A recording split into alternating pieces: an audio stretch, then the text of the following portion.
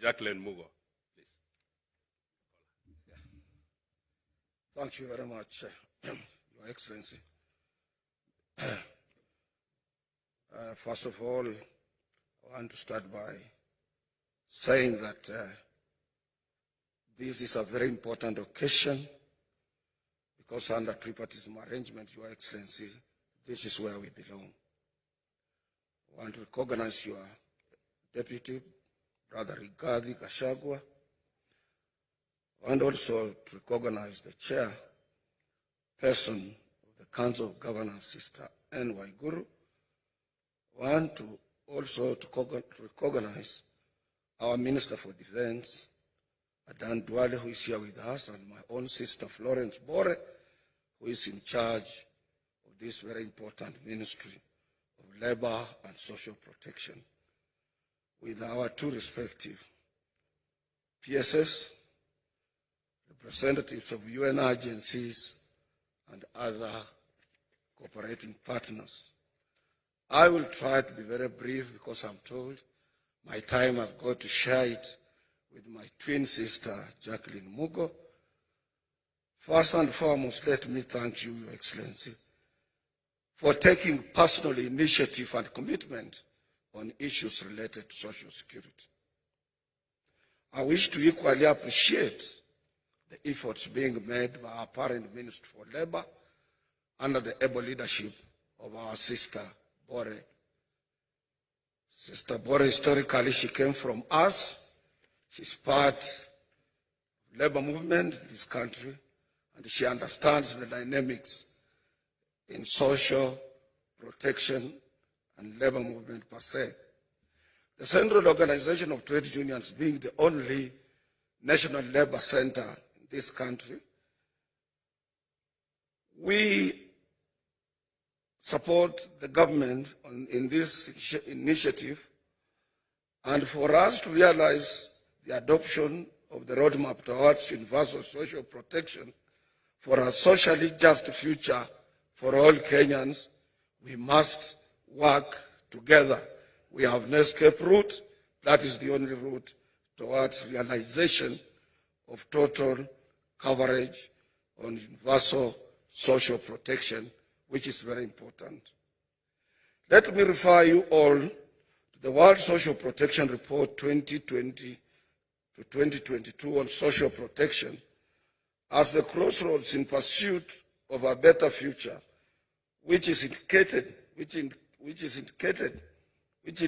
that the road requires building permanent universal protection, social protection systems to provide adequate and comprehensive coverage to all and guided by the effective tripartite or under tripartism arrangement as anchored to the International Labour Organization that regulates the world of work and that comes up with both recommendations and international labor conventions that protect and urge member states to take keen interest in providing social protection to its citizens.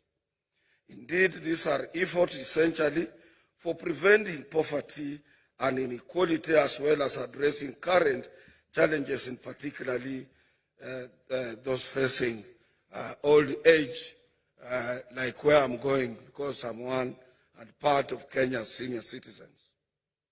Your Excellency, if you don't have hope when you are retiring, or when you are leaving your employment, or you are having hope against hope, since you didn't have anything in place to lay your hands on, no social protection, you can hardly take 3 months leaving.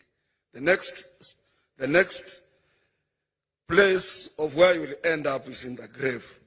I want to thank you, Your Excellency. In your inaugural speech, you included issues related to social protection of Kenyans. However, let me call upon those running other occupational pension schemes not to view the changes and the seriousness you have taken to transform National Social Security Fund as a threat. This is a compliment, and I would urge them also, and I would urge planners and policy makers to come up with a policy that can condense all social security pension schemes into one large insurance scheme that can cover everybody. I don't want to go further. I want only to finish by saying that the International Labour Organization under Convention 102 of 1952 sets out the minimum standards for the provision of social security, just as the Constitution of Kenya 2010 under Article 43 on economic and social rights provides that every Kenyan citizen is entitled to pension and social security.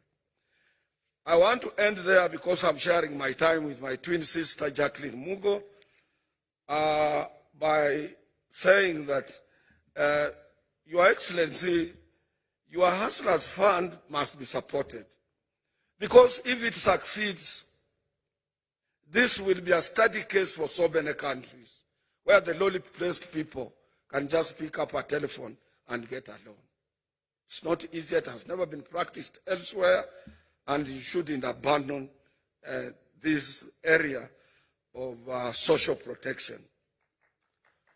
And as I end up, I want to take this brief opportunity, Your Excellency, for having taken deliberate, very deliberate decision to provide us, workers, employers, and those people who are in various businesses, including platform economy,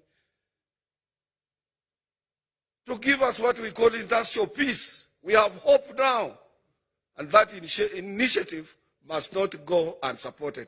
We thank you for that. Thank you very much for listening for me. I invite my twin sister, Sister Jacqueline Mugo.